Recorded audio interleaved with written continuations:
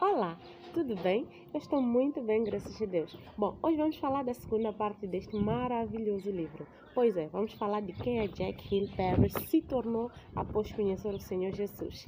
Bom, ela descobriu uma coisa muito interessante depois da sua conversão, logo no primeiro dia, que ela estava salva, justificada, redimida, porém um processo de santificação. Pois é, livre do pecado, mas não livre da possibilidade das tentações. Foi isso que ela descobriu logo no primeiro dia do seu trabalho, menos de 24 horas depois da sua conversão. Pois é, por algum motivo o seu chefe ou a pessoa responsável de onde ela trabalhava lhe colocou no caixa de atendimento um lugar que não era o seu local de trabalho, não era o seu ponto de trabalho. E simplesmente ela encontrou lá o quê? Uma menina linda, com um sorriso lindo, como ela menciona, estava lá a ser tentada. E ela diz que olhou para ela, à vontade de pedir o seu contacto, de convidá-la para alguma coisa, não lhe faltou. Mas ela lembrou-se de quem ela tinha se tornado. O corpo dela não pertencia mais a ela, mas pertencia ao seu novo dono, que é o Senhor Jesus Cristo. E ela teve que decidir entre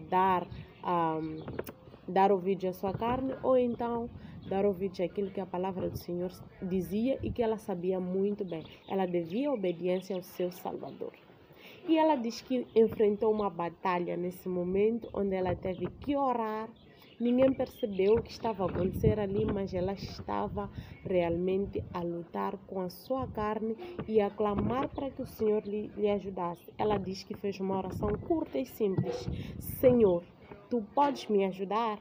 Amém. Essa foi a oração que ela fez e diz que assim ela se prostrou. Ninguém percebia, ninguém estava a perceber nada ao seu redor, mas ela estava totalmente prostrada ao Senhor para que não lhe deixasse cair em tentação. E é isso que nós devemos fazer, né? Porque as tentações virão. Nós somos pessoas salvas, sim, mas não livres da possibilidade do pecado. E a história dela continua. Ela começou a mudar o seu modo de vestir, começou a enfrentar dificuldades para isso, porque ela não conseguia sentir-se confortável como vestindo aquelas roupas, mas ela sabia de uma coisa, ela precisava gritar para o mundo o que o Senhor fez na vida dela. E ela começou a vestir-se como uma menina, começou a mudar o seu comportamento, porque sabia que isso era necessário também, e começou a viver como uma menina que realmente obedecia ao Senhor. A poesia levou-lhe a Los Angeles, onde ela conheceu uma moça chamada Santoria. Na verdade, ela conheceu a moça no YouTube, mas conheceu-lhe pessoalmente nessa igreja onde ela foi fazer alguma coisa relacionada à poesia. Eu acho que é um show, né? Não sei. Pronto. E quando ela estava lá, ela conheceu a Santoria pessoalmente e essa moça começou a discipulá-la. Ela levou-lhe para viver na casa dela, viveram juntas. E nesse momento em que viveram juntas, a Santoria fez de tudo para fazer perceber a Jack que o maior problema dela não era somente a homossexualidade, mas ela tinha muitos outros pecados por enfrentar. Uma das coisas é que ela, por ser talentosa, em algum momento o orgulho estava-lhe a subir a cabeça, a fama estava-lhe a subir a cabeça, e a Santoria teve que lhe chamar a atenção, onde ela não se dedicava à leitura, aos estudos bíblicos, e a primeira coisa que ela faria ao acordar, deduzia a Santoria que seria mexer no computador. E ela deixou uma mensagem, numa das vezes, no computador, para que antes que ela abrisse o computador, ela lesse uma porção de assuntos para elas poderem retratar a sua volta. Ela diz que ficou muito chateada com isso, mas era necessário. Nós nem sempre precisamos daquilo que nos agrada. Às vezes precisamos mesmo, ou mesmo sempre precisamos daquilo que realmente nos irá ajudar. Foi o que a Santoria fez. Essa menina discipulou-lhe por muitos e muitos anos. Eu acho que por uns 3 anos, se não me engano. E ela se apaixonou.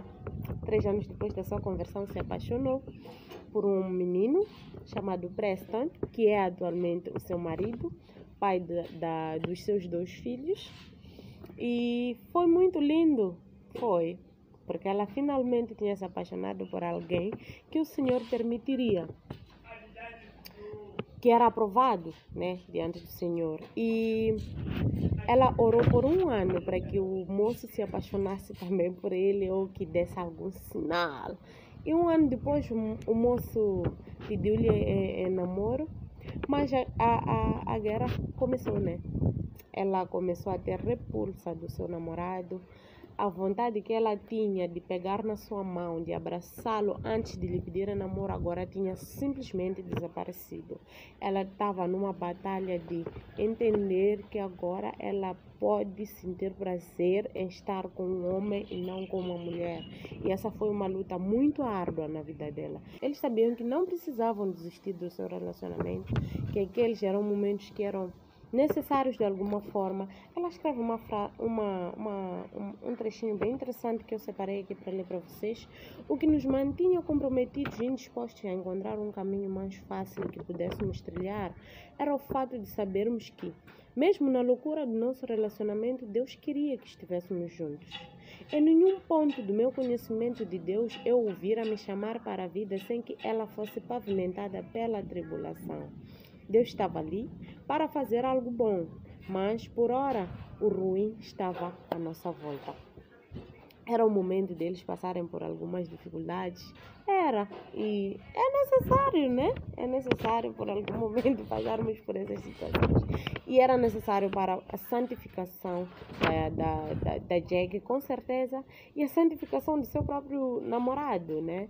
Porque em algum momento, quando ela terminou, teve um momento que eles viajaram e o namorado, por perceber a indiferença dela, reclamou com ela: olha, o que é que se passa? Por que é que tu ages assim comigo? E ela simplesmente mandou vir com ele: eu não sei porque que estou contigo, me arrependo em alguns momentos, não entendo porque que eu não posso me entregar a outras mulheres. Ela estava a passar por um momento de muitos conflitos, mas o seu namorado, ela pensando que tudo tinha terminado depois dessa situação, o seu namorado mostrou que, olha, ele não estava a amá-la simplesmente porque ela era ela, mas principalmente porque ele havia entendido a mensagem da cruz e principalmente porque ele havia entendido amar a sua esposa como Cristo amou a igreja. Cristo ama pecadores que lhe rejeitam todos os dias, e este homem estava a amar exatamente uma menina que estava ali a rejeitar.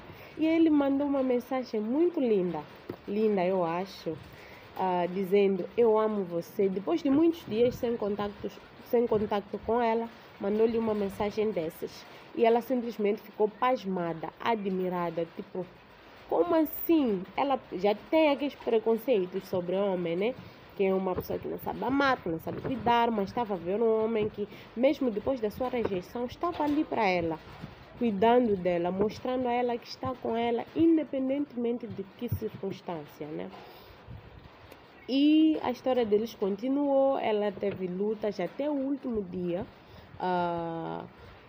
No dia do seu casamento, ela simplesmente estava a passar por dificuldades e ela diz que chegou ao altar porque sabia que Deus estava ali com ela, não porque ela tinha forças suficientes para chegar ao altar. E pronto, já ela teve essas dificuldades para chegar ao altar, mas não era por falta de amor pelo seu parceiro, não era. Era mesmo o pecado a gritar para que ela obedecesse, e graças a Deus ela obedeceu o que era certo obedeceu ao Senhor e conseguiu chegar ao altar. E essas dificuldades não foram somente naquele momento, ela teve dificuldades também durante o seu noivado. Foi um momento muito difícil, mas eles tiveram pessoas maduras a lhes acompanhar e graças a Deus eles conseguiram se casar. Hoje eles têm 2 filhos, isso mesmo, hoje eles têm 2 filhos, estão numa vida de obediência. A Jack é um testemunho, ela faz por onde para as pessoas saberem do que Deus fez na vida dela.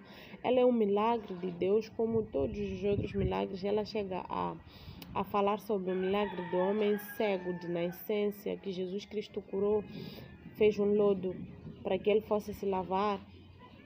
E ela conta essa história de uma forma poética. Isso é o que vocês vão encontrar aqui. Uma linguagem poética é o que não vai faltar. E ela simplesmente fala sobre essa história, sobre como aconteceu. E tudo isso não era sobre o cego. Era principalmente sobre quem Deus é. como é a misericórdia, a graça, o amor de Deus. E ela fala sobre a crucificação de Jesus Cristo pelos nossos pecados, fala sobre muita coisa neste segundo capítulo. E vocês vão encontrar isso e muito, muito, muito mais. Uma coisa eu vos garanto, vocês vão amar ler essa segunda parte, porque ela é maravilhosa. Espero que vocês tenham gostado e que tenham já comprado o livro, ou pelo menos que estejam já a pensar em comprar o livro. A Livraria Dorte tem este livro disponível a 900 meticais. Um beijo nos vossos corações e até breve.